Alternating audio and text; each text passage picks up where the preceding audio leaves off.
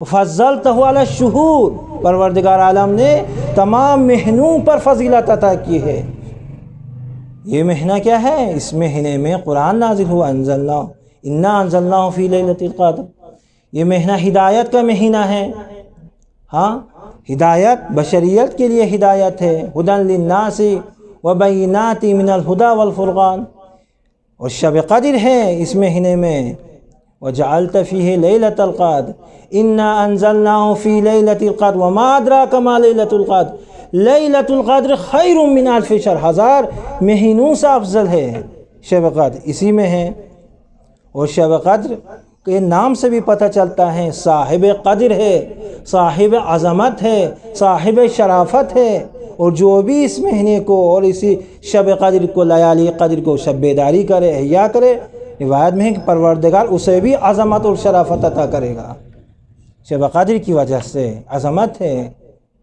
ایک آیت کی آپ تلاوت کرتے ہیں، ختم قرآن، پورے قرآن کی تلاوت کا ثواب آپ کو ملتا ہے، تو اس مہینے کی عظمت ہے۔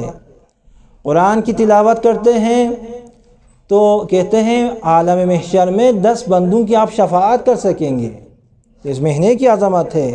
اس عظمت کی وجہ سے آپ کو بھی عظمت ملے گی، مہینے کی عظمت ہے، تو اس مہینے کو درک کرنے کی ضرورت ہے۔ صلوات پر محمد و آل محمد۔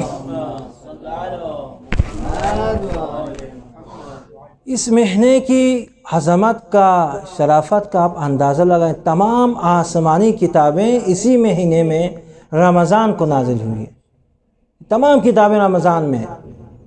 تورات رمضان کے 6 تاریخ کو حضرت موسیٰ پر نازل ہوا، انجیل رمضان کے 12 رمضان کو عیسیٰ پہ نازل ہوا، اور زبور 18 رمضان کو داؤد پہ نازل ہوا، اور قرآن 23 رمضان کو، جو زیادہ اس بات پہ اتفاق ہے۔ تو سب کے سب رمضان میں، تمام کتابوں کا نزول ماہ رمضان میں ہے، رحمتوں کا نزول ماہ رمضان میں ہے، ہدایت ماہ رمضان میں ہے۔